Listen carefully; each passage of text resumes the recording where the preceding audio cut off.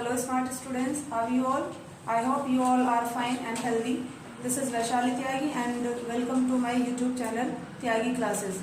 आज मैं आप लोगों को बहुत ही ज़्यादा इंपॉर्टेंट टॉपिक से रिलेट करते हुए कुछ एक्सरसाइज टाइप क्वेश्चंस लेकर के आई हूँ। आई होप ये सारे ही जो एग्जाम्पल्स हैं मेरे एक्सप्लेनेशन से आप बहुत ही इजी होने वाले हैं आप लोगों के लिए। इस टॉपिक का नेम है subject verb agreement. Subject verb agreement अपने आप में ही बहुत ही ब्रॉड सब्जेक्ट है। इसको इससे के अंदर हम ये जानते हैं कि कौन से सब्जेक्ट के साथ में कौन सी वर्ब कैरी होती है।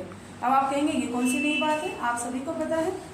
अगर सब्जेक्ट सिंगुलर है तो सिंगुलर वर्ब आएगी और अगर सब्जेक्ट प्लूरल है तो प्लूरल वर्ब आएगी। लेकिन उसके अलावा और भी बहुत सारी कंडीशंस हैं जो आपके सब्जेक्ट के ऊपर डिपेंड करती हैं। अगर आपका सब्जेक्ट कुछ उस तरह के नाउन से जुड़ा हुआ है या उस तरह के वर्ड्स से जुड़ा हुआ है, कुछ ऐसे कनेक्टर से जुड़ा हुआ है, तब किस तरह के वर्ड्स होंगे जो वर्ब्स आप कैरी करेंगे उनके साथ में। This is known as a subject verb agreement and subject verb agreement को आप बहुत ही आसानी से समझ सकते हैं अगर आप थोड़े से भी डिटेल में इस सबको देख लेते हैं। मैं उम्मीद रखूंगी कि आप कोई भी वीडियो को स्किप ना करें, शुरू से लास्ट तक देखें ताकि कोई भी पॉइंट ऐसा ना हो जो मैं डिस्क्राइब करूं और आप लोग उसके रह जाए, नहीं देख पाए। चलिए शुरू करते हैं। सबसे पहला जो मैंने यहाँ पर एग्जाम्पल लिया है वो है the horse and carriage dash waiting outside. अब इसमें आप लोगों को बताना है कि इसमें इज वर्ब आएगी कि आर आएगा। अब ये तो आप सभी को पता है कि अगर सब्जेक्ट सिंगुलर है तो सिंगुलर वर्ब आती है और अगर सब्जेक्ट प्लूरल है तो प्लूरल वर्ब आती है। लेकिन इसमें आप देख रहे हैं द हॉर्स एंड कैरेज, तो 70% जो बच्चों का आंसर होगा आई थिंक कि वो आर होगा, but this is wrong. Are नहीं होगा, इसमें जो सब्जेक्ट के साथ में वर्ब कैरी होगी वो इज होगी। क्यों होगी थोड़ा सा देख लेते हैं। जब भी कभी दो नाउन, एक जो आपका ये नाउन है और ये एंड से जुड़ा भी हुआ है और वो किसी एक ही यूनिट की बात करते हैं, किसी एक ही चीज को डिस्क्राइब करते हैं, तो ऐसे में आप ये भी समझ सकते हैं कि जब कोई चीज किसी चीज के ऊपर डिपेंड होती है या पूरक होती है उसी का। गाड़ी है, गाड़ी के अंदर जब पेट्रोल डालेंगे तब वो गाड़ी चलेगी, तो गाड़ी और पेट्रोल एक दूसरे का पूरक है। वैसे आप समझ सकते हो कि हॉर्स और कैरेज जो है यानी कि घोड़ा और उसकी गाड़ी, घोड़ा गाड़ी क्या कर रही है, वेटिंग कर रही है बाहर। तो यहाँ पर जो वर्ब एग्री होगी वो होगी इज। आई थिंक आपको आसानी से समझ में आ रहा होगा। दूसरा एग्जांपल देखते हैं। More than 50 students dash got 80% marks. Has और हैव, आप बताएंगे हैज आएगा कि हैव आएगा। अभी आप देखेंगे मोर देन, जब कोई भी नाउन आपका मोर देन से जुड़ा हुआ हो तो ये बात कंफर्म हो जाती है कि जो आपकी वर्ब होगी वो प्लूरल वर्ब होगी। तो आप पहचान पाएंगे क्या आएगा इसमें, हैव। मोर देन 50 स्टूडेंट्स आपको यहां से नहीं देखना है, आपको ऐसे तो आप ये भी देखेंगे मोर देन के साथ में जो भी नाउन होगा वो प्लूरल ही होगा, लेकिन आपको ये भी ध्यान रखना है कि मोर देन के साथ में जो वर्ब कैरी होती है वो सिंगुलर होती है। Next example, each of the farmers dash given lawn at low interest rate. इसके अंदर आप बताएंगे कि वर्ब जो है वो वाज आएगी कि वर आएगी। पहले आप सोचें, कमेंट में कमेंट करके बताएं। अगर समझ में आ रहा है वीडियो थोड़ी सी भी अगर आपको यूजफुल लगती है तो लाइक करें और शेयर करें मेरी वीडियो को। देखेंगे जरा, जब भी कभी कोई नाउन ईच से जुड़ा हुआ हो, ईदर से जुड़ा हुआ हो और ईदर के साथ में नीदर से जुड़ा हुआ हो, तो जो वर्ब कैरी करती है वो हमेशा सिंगुलर आती है। ईच से, ईदर से और नोर से, ईदर, नीदर और आपका ईच, इनके साथ में जब भी कभी वर्ब आएगी वो सिंगुलर आती है। हाँ एक चीज और, जब भी कभी आपको बॉडी दिख जाए, बॉडी का मतलब ऐसा नहीं शरीर दिख जाए मेरा या आपको बॉडी दिख जाए, everybody, somebody, nobody, it's mean, जब भी ये वर्ड्स मिलेंगे तो आपको वहां पर आंख बंद करके ही फाइंड आउट कर लेना है कि जो आपकी वर्ब होगी वो सिंगुलर होगी, प्लूरल वर्ब्स नहीं आती हैं उसके साथ में। अब हम देख रहे हैं हमारा जो नाउन है, नाउन क्या है आपका, वो तो प्लूरल है, लेकिन जुड़ा हुआ किससे है, ईच से। नाउन आपका जब ईच से जुड़ा हुआ हो तो जो वर्ब कैरी होगी वो क्या होगी, आपकी सिंगुलर होगी। तो अब आप समझ पा रहे होंगे वॉज आएगा या वर आएगा, ठीक है। Next example is neither of us. I have told you before a second कि जब भी कभी नीदर से जुड़ा हुआ होगा तब भी क्या होगा, आपकी जो चलिए अब नेक्स्ट एग्जाम्पल देख लेते हैं। मैं पूरी आशा के साथ में हूँ, मुझे ऐसी उम्मीदें हैं कि आप सभी को मेरी जो ट्रिक्स हैं वो काफी यूजफुल होंगी और हेल्पफुल होंगी। अगर हेल्पफुल हैं तो प्लीज मुझे कमेंट सेक्शन में जरूर बताएं, और अगर आप इसी तरह से और भी वीडियोस चाहते हैं तो मुझे कमेंट सेक्शन में जरूर बताएं, ताकि मैं आप लोगों के लिए ऐसे ही और भी जो छोटी छोटी सी ट्रिक्स के साथ में आपके जो भी सिलेबस है उसको कंप्लीट करा पाऊँ। देखते हैं आपका neither of us dash enough food.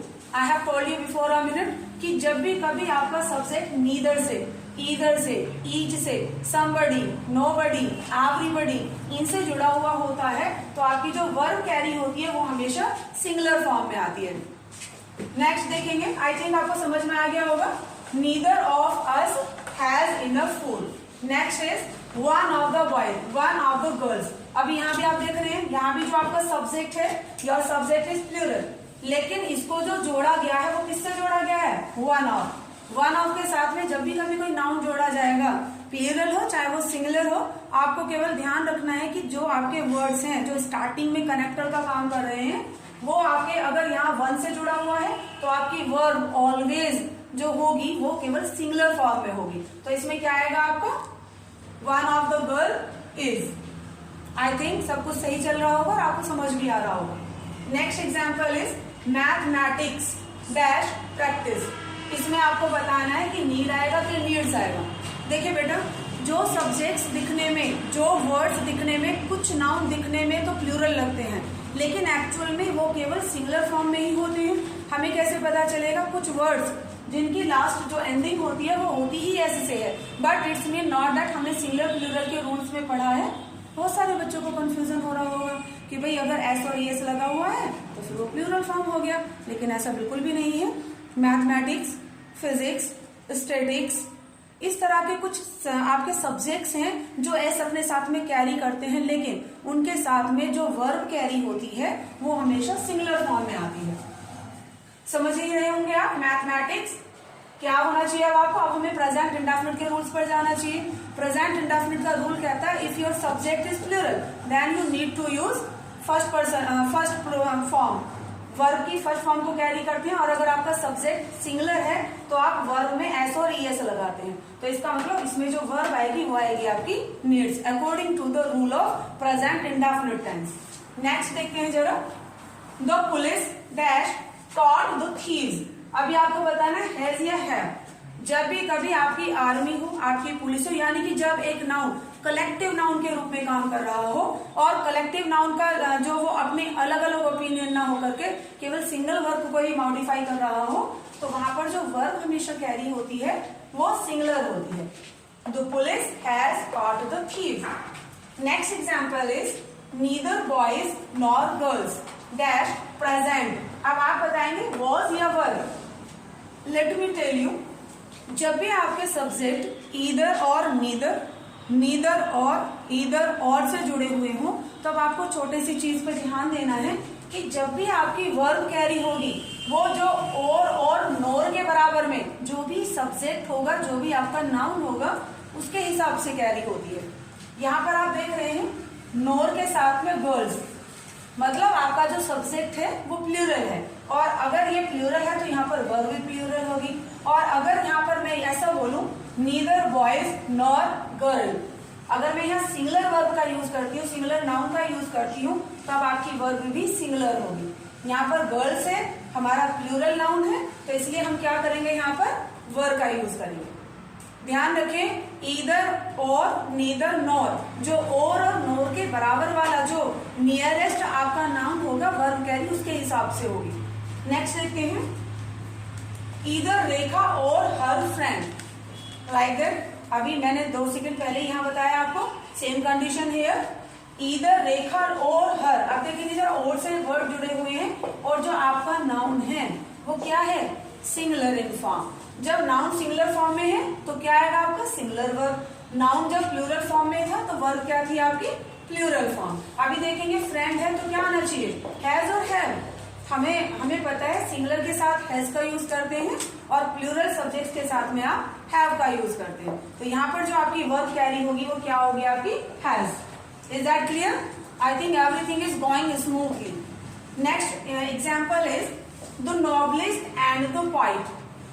Dash that. अब आप बताएंगे हैज और हैव। देखेंगे मैं थोड़ा सा आपको बता दूं थोड़े से रूल्स। मैं आपको रूल्स तो डिस्क्राइब किए जा रही हूँ और एग्जांपल्स के हिसाब से मैं कोशिश कर रही हूँ कि टाइम भी बच जाए आपका और आपको आ भी जाए। इसे कहते हैं हिंदी में एक प्रॉवर्ब, सांप भी मर जाए और लाठी भी न टूटे। मतलब आपका टाइम भी बच जाए और आपको करना भी सब कुछ आ जाए। चलिए देखते हैं जरा the novelist and the point.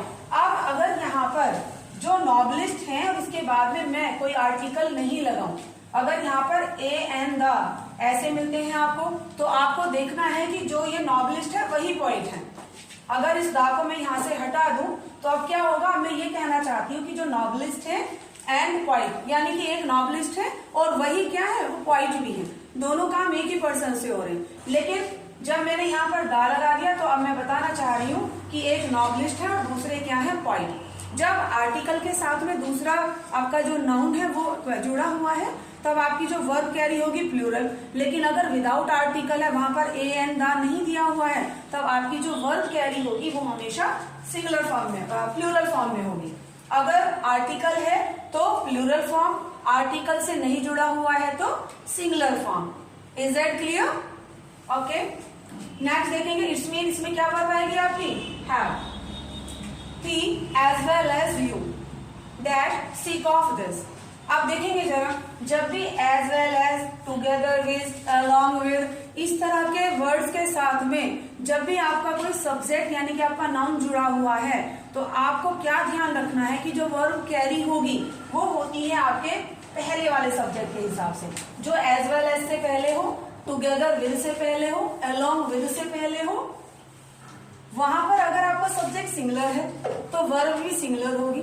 और अगर आपका सब्जेक्ट प्लूरल सेंस में है तो आपकी जो वर्ब होगी वो भी प्लूरल फॉर्म में होगी। He is your singular subject, तो इसलिए वर्ब क्या होगी इसमें, इज। और अगर मैं यहाँ पर ही को काट दूं और मैं यहाँ दे कर दूं तो फिर क्या होगी, दे हमारा सिंगुलर नहीं है, प्लूरल सब्जेक्ट हो गया है। और दे के साथ में अब जो वर्ब एग्री होगी वो क्या होगी आपका, आर। ठीक है, समझ में आ रहा है? चलिए नेक्स्ट एग्जांपल देख लेते हैं।